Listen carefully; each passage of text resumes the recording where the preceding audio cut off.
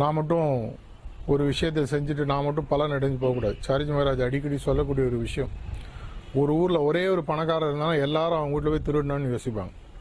ஆனால் எல்லாரும் பணக்காரன் ஆகிட்டான்னு வச்சுக்கோங்களேன், யாரையும் பார்த்து திருடணும்னு தோணாது. ஒருத்தர் நல்லா இருந்தாலும் அவர் மேலே என்றைக்குமே உலகத்தினுடைய கண் பட்டுகிட்டே இருக்கும், நல்லதாகவோ கெட்டதாகவோ.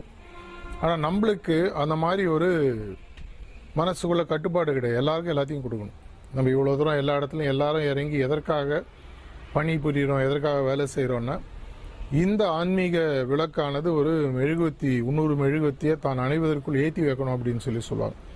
அதை மாதிரி நம்ம ஏற்றிட்டே போனோம், நம்மளும் பிரகாசமாக எரியணும். பல மெழுகுவத்திகளையும் ஏற்றணும். பாடத்திட்டத்தை நீங்களே செட் பண்ணிக்கோங்க, பரீட்சை நீங்களே செட் பண்ணிக்கோங்க, கேள்வி பேப்பரை நீங்களே செட் பண்ணுங்க, நீங்களே மார்க் போடுங்க. நீங்கள் தான் எக்ஸாமினர். தாஜி அடிக்கடி சொல்கிற மாதிரி நீங்கள் தான் எக்ஸ்பெரிமெண்ட், நீங்கள் தான் அவுட்கம் ஆஃப் த எக்ஸ்பெரிமெண்ட்டுன்னு சொல்லுவார். இதை உங்களால் புரிஞ்சு செயல்படுத்த முடிஞ்சதுன்னா இதற்கு உங்களுக்கு தேவை மினிமம் 7 மாதம் போகிறோம், மேக்சிமம் உங்கள் கையில் தான் இருக்குது.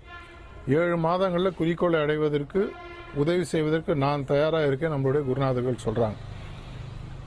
என்றைக்குமே விட்டுட்டு போன ஒரு வாய்ப்பை யோசித்து அதுக்காக வருத்தப்பட்டு பிரயோஜனம் இல்லை. 20 வயசோ 40 வயசோ 60 வயசோ 80 வயசோ, அட்லீஸ்ட் என்றைக்கோ ஒரு நாளைக்கு அந்த வாய்ப்பு எனக்கு வரும் பொழுது அந்த வாய்ப்பை அட்லீஸ்ட் அன்றைக்காவது புரிஞ்சுட்டு அன்னிலிருந்து என்னுடைய படிப்பானது, என்னுடைய ஓட்டமானது ஆரம்பிக்கிறதுன்றதை எடுத்தீங்கன்னா, இந்த மனிதர்களால் இன்னி வரைக்கும் ஒரு 100-120 வருஷத்துக்கு முன்னாடி வரைக்கும் அடைய முடியாதுன்னு எல்லாரும் நினச்சிட்டு இருந்த ஒரு குறிக்கோளை ஒரு சாமானிய எளிய எந்தவித பேக்ரவுண்டும் எப்படி இருந்தாலும் யாராக இருந்தாலும் அடையக்கூடிய ஒரு பெரிய பாதையை கொடுத்துருக்காங்க.